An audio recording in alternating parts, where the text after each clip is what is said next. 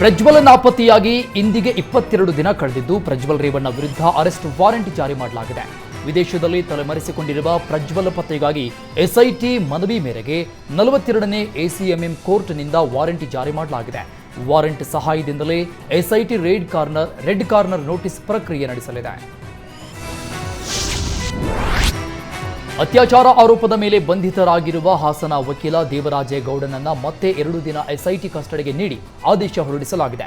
ದೇವರಾಜೇಗೌಡರ SIT custody ಅವಧಿ ಅಂತ್ಯ ಹಿನ್ನೆಲೆಯಲ್ಲಿ ಇವತ್ತು ಹಾಸನದ 5ನೇ ಅಧಿಕ ಸಿವಿಲ್ ಕೋರ್ಟ್ಗೆ ಹಾಜರುಪಡಿಸಲಾಗಿತ್ತು. ವಿಚಾರಣೆ ಮಾಡಿದ ಕೋರ್ಟ್ ಮೇ 20ರವರೆಗೂ ಎಸ್ಐಟಿ ಕಸ್ಟಡಿಗೆ ನೀಡಿ ಆದೇಶ ಹೊರಡಿಸಿದೆ.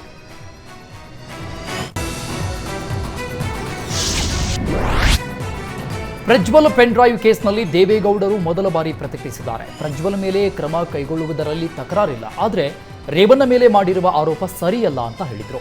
ಕೋರ್ಟ್ನಲ್ಲಿ ಏನೆಲ್ಲ ನಡೀತಾ ಇದೆಯೋ ಆ ಬಗ್ಗೆ ಮಾತಾಡಲ್ಲ. ಪ್ರಜ್ವಲ್ ರೇವಣ್ಣ ದೇಶ ಬಿಟ್ಟು ಹೊರಗೆ ಹೋಗಿದ್ದಾರೆ, ನೆಲದ ಕಾನೂನು ವ್ಯಾಪ್ತಿಯಲ್ಲಿ ಕ್ರಮ ಕೈಗೊಳ್ಳಲಿ ಅಂತ ಹೇಳಿದ್ರು. ಇನ್ನು ಈ ಕೇಸ್ನಲ್ಲಿ ಅನೇಕ ಜನ ಇದ್ದಾರೆ, ಅವರ ಹೆಸರು ಹೇಳಲ್ಲ. ಯಾರಿದ್ದಾರೋ ಅವರ ಮೇಲೆ ಕ್ರಮ ತೆಗೆದುಕೊಳ್ಬೇಕು. ಯಾವ ಮಹಿಳೆಯರಿಗೆ ಅನ್ಯಾಯವಾಗಿದೆಯೋ ಅವರಿಗೆ ಪರಿಹಾರ ಕೊಡಬೇಕು ಅಂತ ಹೇಳಿದ್ದಾರೆ. ಪ್ರಜ್ವಲ್ ಕೇಸ್ನಲ್ಲಿ ದೇವರಾಜೇಗೌಡ ಗಂಭೀರ ಆರೋಪಕ್ಕೆ ಡಿಕೆ ಶಿವಕುಮಾರ್ ಪ್ರತಿಕ್ರಿಯಿಸಿದ್ದಾರೆ. ನನ್ನ ಹೆಸರು ಬಳಸಿಕೊಂಡ್ರೆ ಕೆಲವರಿಗೆ ಮಾರ್ಕೆಟ್ನಲ್ಲಿ ಡಿಮ್ಯಾಂಡ್ ಹೆಚ್ಚು ಅಂತ ಡಿಸಿಎಂ ದೇವರಾಜೇಗೌಡ ಮೆಂಟಲ್ ಕೇಸ್ ಏನ್ ಬೇಕಾದರೂ ಮಾತನಾಡಲಿ. ನಾನೊಬ್ಬ ಡಿಸಿಎಂ, ದಿನ 100 ಜನ ಬಂದು ಮಾತಾಡಿಸ್ತಾರೆ, ಒಳ್ಳೆಯವರು ಬರ್ತಾರೆ, ಕೆಟ್ಟವರು ಬರ್ತಾರೆ ಅಂದರು. ಅಲ್ಲದೆ ಯಾವ ಹೊತ್ತದಲ್ಲಿ ಯಾವ ಹಾವು ಇರುತ್ತೋ ಯಾರಿಗೂ ಗೊತ್ತು. ನಾನು ಯಾವ ತಪ್ಪು ಮಾಡಿಲ್ಲ, ತಲೆನೂ ಕೆಡಿಸಿಕೊಳ್ಳಲ್ಲ ಅಂತ ಕೆಪಿಸಿಸಿ ಅಧ್ಯಕ್ಷ ದೇವರಾಜೇಗೌಡ ಆರೋಪಕ್ಕೆ ಟಾಂಗ್ ಕೊಟ್ಟಿದ್ದಾರೆ.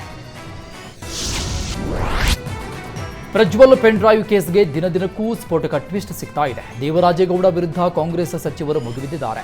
ಸಚಿವ ಪ್ರಿಯಾಂಕ್ ಖರ್ಗೆ 100 ಕೋಟಿ ಬಗ್ಗೆ ಅಮಿತ್ ಶಾಗೆ ಹೇಳಿ ತನಿಖೆ ಮಾಡಿಸಲಿ ಅಂತ ಪ್ರಿಯಾಂಕ್ ಖರ್ಗೆ ಹೇಳಿದ್ದಾರೆ. ದೇವರಾಜೇಗೌಡ ವಕೀಲ ಜಡ್ಜ್ ಮುಂದೆ ಹೇಳಬೇಕಾಗಿತ್ತು ಅಂದ್ರು. ಇವರಿಗೆ ಆಪರೇಷನ್ ಕಮಲಕ್ಕೆ ಹಣ ಬಳಸಿ ಗೊತ್ತಿದೆ. ಜೆಡಿಎಸ್ನವರು ರಾಜ್ಯದ ಮರ್ಯಾದೆ ಹಾಳು ಮಾಡ್ತಾ ಇದ್ದಾರೆ ಅಂತ ಆಕ್ರೋಶ ಹೊರಹಾಕಿದ್ರು.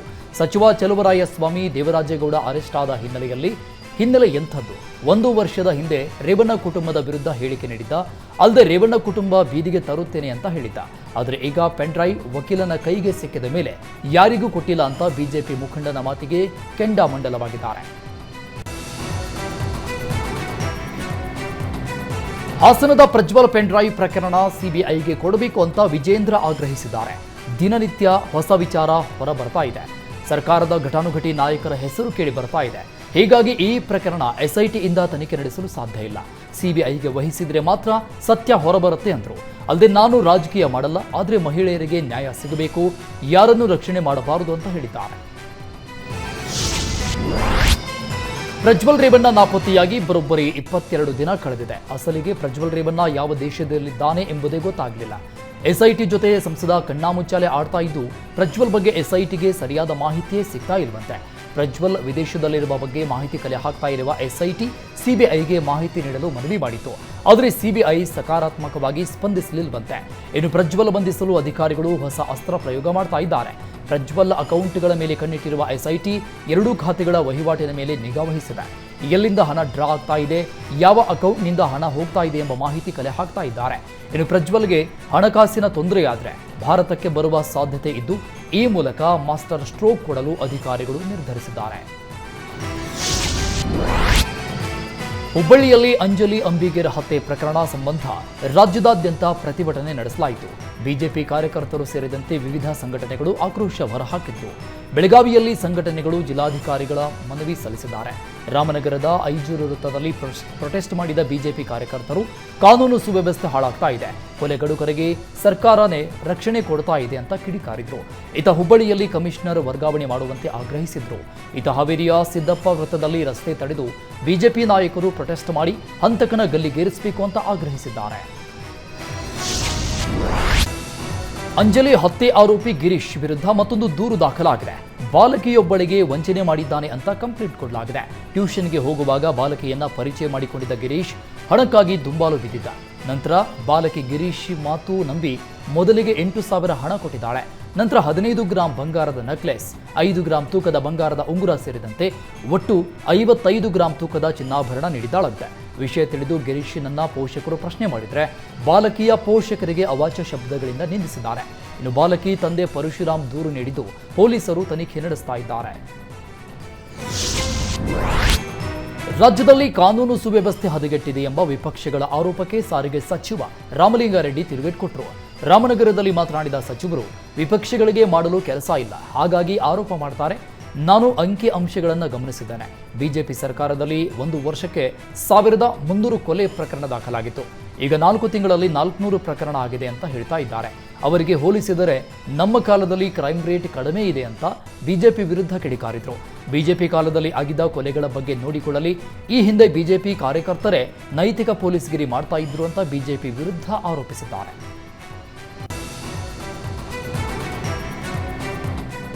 ಅಂಜಲಿ ಹತ್ಯೆ ಖಂಡಿಸಿ ಬೃಹತ್ ಪ್ರತಿಭಟನಾ ಮೆರವಣಿಗೆ ನಡೆಸಲಾಯಿತು. ಅಂಜಲಿ ಮನೆಯಿಂದ ಚೆನ್ನಮ್ಮ ವೃತ್ತದವರೆಗೆ ಪ್ರೊಟೆಸ್ಟ್ ಮಾಡಿ ಆಕ್ರೋಶ ಹೊರಹಾಕಿದ್ರು.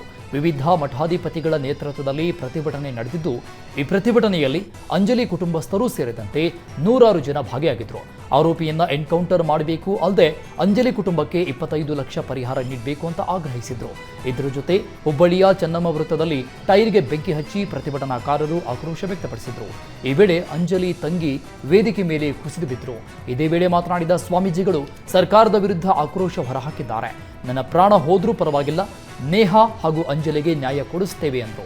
ಅಲ್ಲದೆ ಪೊಲೀಸರ ವೈಫಲ್ಯ ಎರಡೂ ಪ್ರಕರಣದಲ್ಲಿ ಎದ್ದು ಕಾಣ್ತಾ ಇದೆ ಅಂತ ಆಕ್ರೋಶ ವ್ಯಕ್ತಪಡಿಸಿದ್ದಾರೆ. ಹುಬ್ಬಳ್ಳಿ ಅಂಜಲಿ ಅಂಬಿಗೇರ್ ಹತ್ಯೆ ಪ್ರಕರಣ ಖಂಡಿಸಿ ರಾಯಚೂರಲ್ಲಿ ಪ್ರತಿಭಟನೆ ಮಾಡಲಾಯಿತು. ಸಿರಿಬಾರ ಪಟ್ಟಣದಲ್ಲಿ ಗಂಗಾ ಮತಸ್ಥ ಸೇವಾ ಸಮಿತಿ ನೇತೃತ್ವದಲ್ಲಿ ಪ್ರತಿಭಟಿಸಲಾಗಿದೆ. ರಾಜ್ಯದಲ್ಲಿ ಮಹಿಳೆಯರಿಗೆ ರಕ್ಷಣೆ ಇಲ್ಲದಂತೆ ಆಗಿದೆ. ರಾಜ್ಯ ಸರ್ಕಾರ ಮೃದು ಧೋರಣೆ ತೋರಿಸ್ತಾ ಇದೆ ಅಂತ ಪ್ರತಿಭಟನಾಕಾರರು ಆಕ್ರೋಶ ವ್ಯಕ್ತಪಡಿಸಿದರು.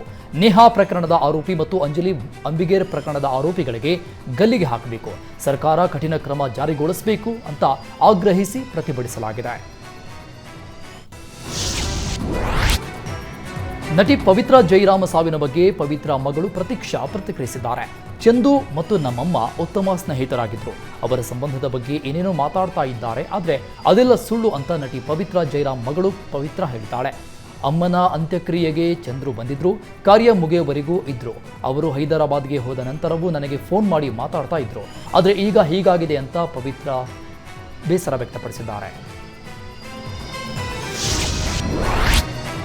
ಮಂಡ್ಯದ ಪಾಂಡವಪುರದ ಸರ್ಕಾರಿ ವಸತಿ ಗೃಹದಲ್ಲಿ ಭ್ರೂಣ ಹತ್ಯೆ ಪ್ರಕರಣಕ್ಕೆ ಸಂಬಂಧಪಟ್ಟಂಗೆ ಸರ್ಕಾರದ ವಿರುದ್ಧ ಸಂಸದೆ ಸುಮಲತಾ ಆಕ್ರೋಶ ವ್ಯಕ್ತಪಡಿಸಿದ್ದಾರೆ. ಫೇಸ್ಬುಕ್ ಪೋಸ್ಟ್ ಮೂಲಕ ನೋವು ಹೊರಹಾಕಿದ ಸಂಸದೆ ಸುಮಲತಾ, ಈ ಹಿಂದೆಯೇ ಜಿಲ್ಲೆಯಲ್ಲಿ ಭ್ರೂಣಲಿಂಗ ಹತ್ಯೆ ಪ್ರಕರಣಗಳು ಬೆಳಕಿಗೆ ಬಂದಿತ್ತು. ಆದರೆ ಸರ್ಕಾರ ಈ ದಂಧೆ ಮಟ್ಟ ಹಾಕಲು ತಪ್ಪಿತಸ್ಥರ ಶಿಕ್ಷಿಸಲು ವಿಫಲವಾಗಿದೆ. ಈ ಅಕ್ರಮ ದಂಧೆ ಬಗ್ಗೆ ಅಧಿಕಾರಿಗಳ ಗಮನಕ್ಕೆ ತಂದು ಎಚ್ಚರಿಸಿದ್ರು. ಅಸಡ್ಡೆ ಯಾಕೆ ಅಂತ ಸರ್ಕಾರಕ್ಕೆ ಪ್ರಶ್ನೆ ಮಾಡಿದ್ದಾರೆ. ಈ ಕರಾಳ ದಂಧೆ ನಿರ್ಭಯವಾಗಿ ನಡೀತಾ ಇದ್ರು, ಸರ್ಕಾರದ ನಿರ್ಲಕ್ಷ್ಯ ಧೋರಣೆ ಯಾಕೆ? ಸರ್ಕಾರಿ ಕ್ವಾರ್ಟರ್ಸ್ನಲ್ಲಿಯೇ ಇಂತಹ ನೀಚ ಕೃತ್ಯ ನಡೀತಾ ಇರುವುದು ಕಳವಳಕಾರಿ. ಈಗಲಾದರೂ ಸರ್ಕಾರ ಈ ದುಷ್ಕೃತ್ಯದಲ್ಲಿ ಶಾಮೀಲಾದ ವೈದ್ಯರು ತಪ್ಪಿತಸ್ಥರನ್ನ ಶಿಕ್ಷೆ ಮಾಡುತ್ತಾ ಅಂತ ಸರ್ಕಾರವನ್ನ ಎಚ್ಚರಿಸಿದ್ದಾರೆ.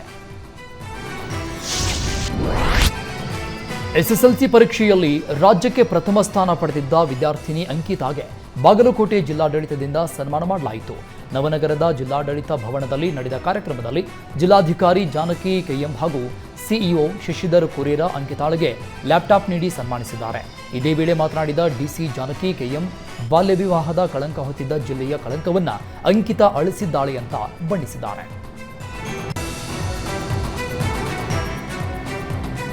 ಅಪಘಾತ ಮಾಡಿದ್ದನ್ನ ಪ್ರಶ್ನೆ ಮಾಡಿದ್ದಕ್ಕೆ ಪುಡಿ ರೌಡಿಗಳು ಮನಸೋ ಇಚ್ಛೆ ಹಲ್ಲೆ ಮಾಡಿದ ಘಟನೆ ಆನೇಕಲ್ನಲ್ಲಿ ನಡೆದಿದೆ. ಭೈರವೇಶ್ವರ ಪ್ರಾವಿಜನ್ ಅಂಗಡಿ ಮಾಲೀಕ ಶಿವು ಎಂಬುವರ ಮೇಲೆ ಹಲ್ಲೆ ಮಾಡಲಾಗಿದ್ದು, ನಿನ್ನೆ ರಾತ್ರಿ ಭೈರವೇಶ್ವರ ಪ್ರಾವಿಜನ್ ಅಂಗಡಿಗೆ ಕಾರು ಡಿಕ್ಕಿಯಾಗಿತ್ತು. ಇದನ್ನ ಅಂಗಡಿಯಲ್ಲಿದ್ದ ಶಿವು ಪ್ರಶ್ನೆ ಮಾಡಿದ್ರು. ಇದರಿಂದ ರೊಚ್ಚಿಗೆದ್ದ ಪುಂಡರು ಮಾರಕಾಸ್ತ್ರಗಳಿಂದ ಹಲ್ಲೆ ಮಾಡಿದ್ದಾರೆ. ಗಾಯಾಳು ಶಿವುಗೆ ಸರ್ಕಾರಿ ಆಸ್ಪತ್ರೆಯಲ್ಲಿ ಚಿಕಿತ್ಸೆ ನೀಡಲಾಗ್ತಾ ಇದ್ದು, ಆನೇಕಲ್ ಪೊಲೀಸ್ ಠಾಣೆಯಲ್ಲಿ ಈ ಬಗ್ಗೆ ಪ್ರಕರಣ ದಾಖಲಾಗಿದೆ. ಈಜಲು ತೆರಳಿದ್ದ ಯುವಕ ನೀರು ಪಾಲಾಗಿರುವ ಘಟನೆ ಕೊಪ್ಪಳದ ಸಾಣಾಪುರ ಕೆರೆಯಲ್ಲಿ ನಡೆದಿದೆ. ಮಂಜುನಾಥ್ ಮೃತ ದುರ್ದೈವಿಯಾಗಿದ್ದು, ಸಾಣಾಪುರ ಕೆರೆಗೆ ಈಜಲು ಇಳಿದಿದ್ದ. ಆದರೆ ಈಜು ಬರದ ಕಾರಣ ನೀರಲ್ಲಿ ಮುಳುಗಿ ಸಾವನ್ನಪ್ಪಿದ್ದಾನೆ. ಸ್ಥಳಕ್ಕೆ ಅಗ್ನಿಶಾಮಕ ದಳದ ಸಿಬ್ಬಂದಿ ದೌಡಾಯಿಸಿದ್ದು ಮೃತದೇಹಕ್ಕಾಗಿ ಹುಡುಕಾಟ ನಡೆಸಿದ್ದಾರೆ. ಗಂಗಾವತಿ ಗ್ರಾಮೀಣ ಪೊಲೀಸ್ ಠಾಣೆ ವ್ಯಾಪ್ತಿಯಲ್ಲಿ ಈ ಬಗ್ಗೆ ಪ್ರಕರಣ ದಾಖಲಾಗಿದೆ. ಕುಡಿಯುವ ನೀರಿಗಾಗಿ ಜಿಲ್ಲಾಧಿಕಾರಿ ಮನೆ ಮುಂದೆ ಪ್ರತಿಭಟನೆ ಮಾಡಿದ್ದ 5 ವಿರುದ್ಧ ದೂರು ದಾಖಲಾಗಿದೆ. ರಾಯಚೂರು ನಗರದ ಪಶ್ಚಿಮ ಠಾಣೆಯಲ್ಲಿ ಎಫ್ಐಆರ್ ದಾಖಲಾಗಿದ್ದು, ನಗರಸಭೆ ಮಾಜಿ ಸದಸ್ಯ ಹರೀಶ್ ನಾಡಗೌಡ, ವೀರೇಶ್ ದೇವರಾಜ್, ಮಹದೇವ್ ಯಾದವ್, ಯಲ್ಲಪ್ಪ ಜೋಗಿ ಎಂಬುವರ ವಿರುದ್ಧ ಲೋಕಸಭಾ ಚುನಾವಣೆ ನೀತಿ ಸಂಹಿತೆ ಉಲ್ಲಂಘನೆ ಆರೋಪದಡಿ ಕೇಸ್ ದಾಖಲಾಗಿದೆ.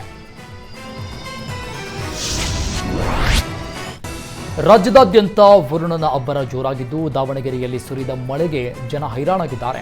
ದೊಡ್ಡಬಾತಿ ಎಂಬಲ್ಲಿ 400ಕ್ಕೂ ಹೆಚ್ಚು ತಾತ್ಕಾಲಿಕ ಶೆಡ್ಗಳು ಗಾಳಿ ಮಳೆಗೆ ನೆಲಕಚ್ಚಿದ್ದು 75ಕ್ಕೂ ಹೆಚ್ಚು ಶೆಡ್ಗಳು ಸಂಪೂರ್ಣ ಜಖಂಗೊಂಡಿವೆ. ತಿನ್ನಲು ಆಹಾರವಿಲ್ಲದೆ, ಕುಡಿಯಲು ನೀರು ಇಲ್ಲದೆ ಹೆಗಡೆ ನಗರ ನಿವಾಸಿಗಳು ಪರದಾಡ್ತಾ ಇದ್ದು ಮೂಲಭೂತ ಸೌಕರ್ಯಗಳಿಗೆ ಸರ್ಕಾರದ ಮೊರೆ ಹೋಗ್ತಾ ಇದ್ದಾರೆ. ರಾಯಚೂರಲ್ಲೂ ಸುರಿದ ಮಳೆಗೆ ಜನರು ತತ್ತರಿಸಿ ಹೋಗಿದ್ದಾರೆ. ಭಾರೀ ಮಳೆಯಿಂದಾಗಿ ಮನೆಗಳಿಗೆ ನೀರು ನುಗ್ಗಿ ಅವಾಂತರ ಸೃಷ್ಟಿಯಾಗಿದ್ದು ಸಮಸ್ಯೆ ಬಗೆಹರಿಸುವಂತೆ ಸ್ಲಂ ನಿವಾಸಿಗಳಿಂದ ಜಿಲ್ಲಾಧಿಕಾರಿಗಳಿಗೆ ಮನವಿ ಸಲ್ಲಿಕೆ ಮಾಡಲಾಯಿತು. ನಗರದಲ್ಲಿ ಅವೈಜ್ಞಾನಿಕ ಚರಂಡಿ ನಿರ್ಮಿಸಲಾಗಿದೆ. ಸ್ವಲ್ಪ ಮಳೆ ಬಂದರೂ ಮನೆಗಳಿಗೆ ಕೊಳಚೆ ನೀರು ನುಗ್ಗಿ ಅವಾಂತರ ಸೃಷ್ಟಿಯಾಗ್ತಾ ಇದೆ. ಈ ಬಗ್ಗೆ ನಗರಸಭೆ ಅಧಿಕಾರಿಗಳಿಗೆ ದೂರು ನೀಡಿದ್ರೂ ನಮ್ಮ ಸಮಸ್ಯೆ ಯಾರೂ ಕೇಳ್ತಾ ಇಲ್ಲ.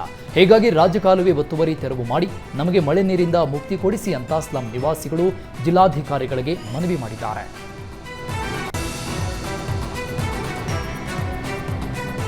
ಹಾಸನದಲ್ಲೂ ಕಳೆದ 2-3 ದಿನಗಳಿಂದ ಮಳೆಯಾಗ್ತಾ ಇದ್ದು ರೈತರ ಮೊಗದಲ್ಲಿ ಮಂದಹಾಸ ಮೂಡಿದೆ.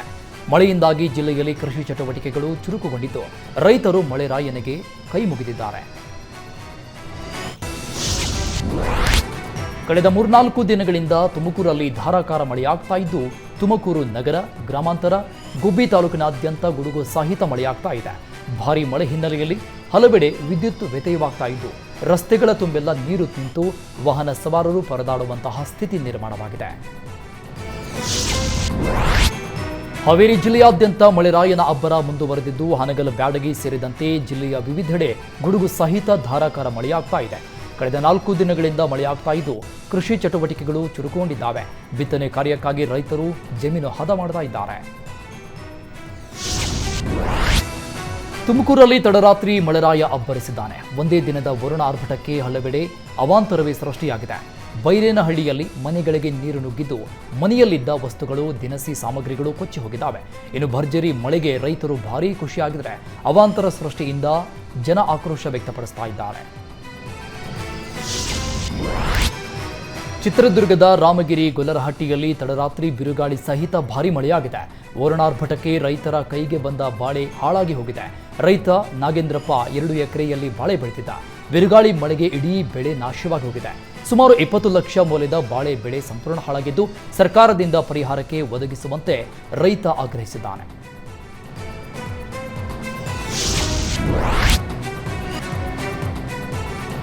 ರಾಯಚೂರು ರಾಜೇಂದ್ರ ಎಪಿಎಂಸಿ ಮಾರುಕಟ್ಟೆ ಸುತ್ತಲಿನ 4-5 ಜಿಲ್ಲೆಗಳಲ್ಲಿಯೇ ಅತಿ ದೊಡ್ಡ ಎಪಿಎಂಸಿ ಮಾರುಕಟ್ಟೆ. ಮಳೆ ಬಂದರೆ ಇದೇ ಎಪಿಎಂಸಿ ಆವರಣ ಬಚ್ಚಲು ಮನೆ ರೀತಿ ಆಗ್ತಾ ಇದೆ. ಬಾಳೆ ಮಾರಾಟಕ್ಕೆ ಬಂದ ರೈತರ ಗೋಳು ಕೇಳುವವರೇ ಇಲ್ಲದ ಪರಿಸ್ಥಿತಿ ನಿರ್ಮಾಣವಾಗಿದೆ. ಪ್ರತಿನಿತ್ಯ ನೂರಾರು ಅನ್ನದಾತರು ತೊಗರಿ, ಭತ್ತ, ಈರುಳ್ಳಿ ಹಾಗೂ ಜೋಳ ತೆಗೆದುಕೊಂಡು ಬರ್ತಾರೆ. ಆದರೆ ಮಳೆ ಬಂದರೆ ಸಾಕು ಇಡೀ ಆವರಣದಲ್ಲಿ ಮಳೆ ನೀರು ಸೋರಿ ಬೆಳೆಗಳು ನಾಶವಾಗ್ತಾ ಇದೆ. ಸೀಟು ಮೇಲೆ ನೀರು ಬಿದ್ದು ಸರಾಗವಾಗಿ ಚರಂಡಿಗಳಿಗೆ ಹರಿದು ಹೋಗಲು ಹಾಕಿರುವ ಪೈಪ್ಗಳು ಒಡೆದು ತಕ್ಷಣ ಸಮಸ್ಯೆ ಬಗೆಹರಿಸುವಂತೆ ರೈತರು ಮನವಿ ಮಾಡಿದ್ದಾರೆ. ಮಲೆನಾಡಲ್ಲಿ ಧಾರಾಕಾರ ಮಳೆಗೆ ಜನಜೀವನ ಅಸ್ತವ್ಯಸ್ತವಾಗಿದೆ. ಶಿವಮೊಗ್ಗ ಜಿಲ್ಲೆಯ ಹೊಸನಗರ, ರಿಪ್ಪನ್ಪೇಟೆ ವ್ಯಾಪ್ತಿಯಲ್ಲಿ ಕಳೆದ ರಾತ್ರಿ ಭಾರೀ ಮಳೆಯಾಗಿದೆ. ಏಕಾಏಕಿ 1 ಗಂಟೆಗೂ ಹೆಚ್ಚು ಕಾಲ ವರುಣ ಆರ್ಭಟಿಸಿದ್ದು ಮನೆಯಿಂದ ಹೊರಬರಲಾಗದ ಸ್ಥಿತಿ ನಿರ್ಮಾಣವಾಗಿತ್ತು. ಗುಡುಗು ಸಿಡಿಲ ಆರ್ಭಟಕ್ಕೆ ಭಾರೀ ವರ್ಷಧಾರೆಯಾಗಿದ್ದು ವಾಹನ ಸವಾರರು ಪರದಾಡಿದ್ದಾರೆ. ನಿರಂತರ ಮಳೆಗೆ ವಿದ್ಯುತ್ ಸಂಪರ್ಕ ಸ್ಥಗಿತವಾಗಿದ್ದು ತಗ್ಗು ಪ್ರದೇಶಗಳಿಗೆ ನೀರು ನುಗ್ಗಿ ಜನ ಸಮಸ್ಯೆ ಅನುಭವಿಸ್ತಾ ಇದ್ದಾರೆ.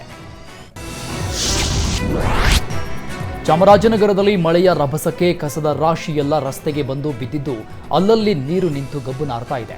ಜಿಲ್ಲೆಯ ಅನೇಕ ಕಡೆ ಸಮರ್ಪಕವಾದ ಚರಂಡಿ ಸೇರಿದಂತೆ ರಾಜಕಾಲುವೆಗಳಲ್ಲಿ ಹೂಳು ಎತ್ತದೇ ಇರೋದ್ರಿಂದ ಮನೆಗಳಿಗೆ ನೀರು ನುಗ್ಗುವ ಸ್ಥಿತಿ ಇದ್ದು ಜನ ಆಕ್ರೋಶ ವ್ಯಕ್ತಪಡಿಸ್ತಾ ಇದ್ದಾರೆ. ಮಳೆ ಬಂದರೆ ಯಾರೂ ಕೂಡ ಸಂಚಾರ ಮಾಡದ ದುಸ್ಥಿತಿ ಬರುತ್ತೆ. ರಸ್ತೆಯಲ್ಲಿ ಮಳೆಯ ನೀರಿನ ಜೊತೆಗೆ ಪ್ಲಾಸ್ಟಿಕ್ ತುಂಬಿರುತ್ತೆ. ಇದರಿಂದ ಡೆಂಗ್ಯೂ ಸೇರಿದಂತೆ ರೋಗ ರುಜಿನಗಳಿಗೆ ಬಲಿಯಾಗುವ ಪರಿಸ್ಥಿತಿ ಬರುತ್ತೆ ಅಂತ ಸ್ಥಳೀಯ ನಿವಾಸಿಗಳು ಆಕ್ರೋಶ ವ್ಯಕ್ತಪಡಿಸ್ತಾ ಇದ್ದಾರೆ.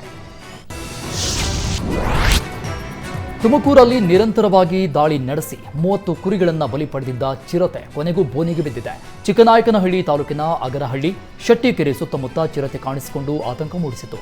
ಚಿರತೆ ಸೆರೆ ಹಿಡಿಯುವಂತೆ ಸ್ಥಳೀಯರು ಅರಣ್ಯ ಇಲಾಖೆಗೆ ಒತ್ತಾಯಿಸಿದ್ರು. ಈ ಹಿನ್ನೆಲೆಯಲ್ಲಿ ಅರಣ್ಯ ಇಲಾಖೆ ಸಿಬ್ಬಂದಿ 4 ದಿನಗಳ ಹಿಂದೆ ಬೋನ್ ಇಟ್ಟು ಚಿರತೆ ಸೆರೆಗೆ ಕಾದು ಕುಳಿತಿದ್ರು. ಕೊನೆಗೂ ಇವತ್ತು ಚಿರತೆ ಬೋನಿಗೆ ಬಿದ್ದಿದ್ದು ಜನ ನುಟ್ಟಿಸಿರು ಬಿಟ್ಟಿದ್ದಾರೆ. ಇನ್ನು ಚಿರತೆ ನೋಡಲು ಜನ ಮುಗಿಬಿದ್ದಿದ್ರು. ಎಂಎಸ್ ರಾಮಯ್ಯ ತಾಂತ್ರಿಕ ಮಹಾವಿದ್ಯಾಲಯದ ಅಂತಿಮ ವರ್ಷದ ವಿದ್ಯಾರ್ಥಿಗಳಿಗೆ ಬೀಳ್ಕೊಡುಗೆ ಸಮಾರಂಭ ನಡೆಯಿತು. ಇಸ್ರೋ ಮಾಜಿ ನಿರ್ದೇಶಕ ಶ್ರೀಹರಿ ಶಾಸ್ತ್ರಿ ಮುಖ್ಯ ಅತಿಥಿಗಳಾಗಿ ಭಾಗವಹಿಸಿದರು. ವಿದ್ಯಾರ್ಥಿಗಳನ್ನು ಉದ್ದೇಶಿಸಿ ಮಾತನಾಡಿದ ಶ್ರೀಹರಿ ಶಾಸ್ತ್ರಿ, ವಿದ್ಯಾರ್ಥಿ ಜೀವನದಲ್ಲಿ ಜ್ಞಾನ ಪ್ರೇರಣಾ, ಜ್ಞಾನ ಪಾಂಡಿತ್ಯ, ಜ್ಞಾನ ಶುದ್ಧೀಕರಣ, ಜ್ಞಾನ ಆವಿಷ್ಕಾರ ಎಲ್ಲವೂ ಇಲ್ಲಿ ಸಿಗಲಿದೆ. ವಿದ್ಯಾರ್ಥಿಗಳು ಇಲ್ಲಿ ಸಿಗುವ ಜ್ಞಾನವನ್ನು ಭವಿಷ್ಯದಲ್ಲಿ ಬಳಕೆ ಮಾಡಿಕೊಂಡು ಜೀವನವನ್ನು ಉಜ್ವಲಗೊಳಿಸಿಕೊಳ್ಳಬೇಕು ಅಂತ ಶುಭ ಹಾರೈಸಿದರು. ಇದೇ ವೇಳೆ 2 ದಿನ ಆಯೋಜಿಸಿದ್ದ ಪ್ರಾಜೆಕ್ಟ್ ಪ್ರದರ್ಶನದಲ್ಲಿ ಪ್ರದರ್ಶನಗೊಳಗಾದ ಅತ್ಯುತ್ತಮ ಪ್ರಾಜೆಕ್ಟ್ಗಳಿಗೆ ಪ್ರಶಸ್ತಿ ನೀಡಿ ಗೌರವಿಸಲಾಯಿತು. ಇದು ಕಾರ್ಯಕ್ರಮದಲ್ಲಿ ಗೋಕುಲ ಶಿಕ್ಷಣ ಸಂಸ್ಥೆಯ ನಿರ್ದೇಶಕ ಎಂಆರ್ ರಾಮಯ್ಯ, ಗೋಕುಲ ಶಿಕ್ಷಣ ಸಂಸ್ಥೆಯ ಮುಖ್ಯ ಕಾರ್ಯನಿರ್ವಾಹಕ ಬಿಎಸ್ ರಾಮ್ಪ್ರಸಾದ್, ಪ್ರಾಂಶುಪಾಲ ಡಾಕ್ಟರ್ ಎನ್ವಿಆರ್ ನಾಯ್ಡು ಹಾಗೂ ಇನ್ನಿತರ ಗಣ್ಯರು ಉಪಸ್ಥಿತರಿದ್ದರು.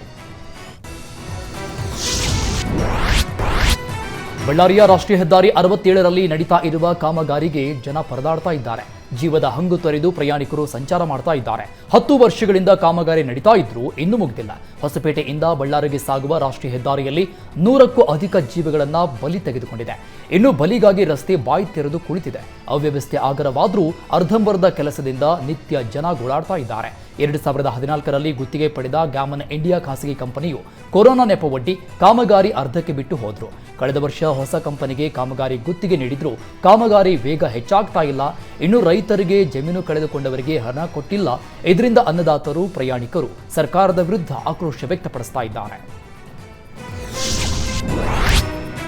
ತುಮಕೂರಿನ ತಿಪಟೂರಲ್ಲಿ ನಕಲಿ ಆಧಾರ್ ಕಾರ್ಡ್ ಮಾಡಿ ಕೊಡ್ತಾ ಇದ್ದ ಸೈಬರ್ ಸೆಂಟರ್ ಮೇಲೆ ಪೊಲೀಸರು ದಾಳಿ ಮಾಡಿದ್ದಾರೆ. ಬೆಂಗಳೂರು ಸಹಾಯಕ ವ್ಯವಸ್ಥಾಪಕ ರಿತೇಶ್ ಕುಮಾರ್ ನೇತೃತ್ವದಲ್ಲಿ ರೇಡ್ ನಡೆಸಿ ಕಡತಗಳ ವಶಕ್ಕೆ ಪಡೆದಿದ್ದಾರೆ. ಶಂಕರಮಠ ಬಳಿ ಇರುವ ಜೆಕೆ ಕಂಪ್ಯೂಟರ್ ಹೆಸರಿನ ಸೈಬರ್ ಸೆಂಟರ್ ಮೇಲೆ ದಾಳಿ ಮಾಡಿದ್ದು, ಸೈಬರ್ ಸೆಂಟರ್ನಲ್ಲಿದ್ದ computer, printer, scanner, finger print ಸ್ಕ್ಯಾನರ್ನ ಅಧಿಕಾರಿಗಳು ವಶಕ್ಕೆ ಪಡೆದಿದ್ದಾರೆ. ಸಾರ್ವಜನಿಕರ ದೂರಿನ ಮೇರೆಗೆ ದಾಳಿ ನಡೆಸಿ ಪರಿಶೀಲಿಸಿದ್ದು, ಜೆಕೆ ಕಂಪ್ಯೂಟರ್ ಮಾಲೀಕ ಮಧು ಎಂಬಾತನ ವಿಚಾರಣೆ ನಡೆಸ್ತಾ ಇದ್ದಾರೆ.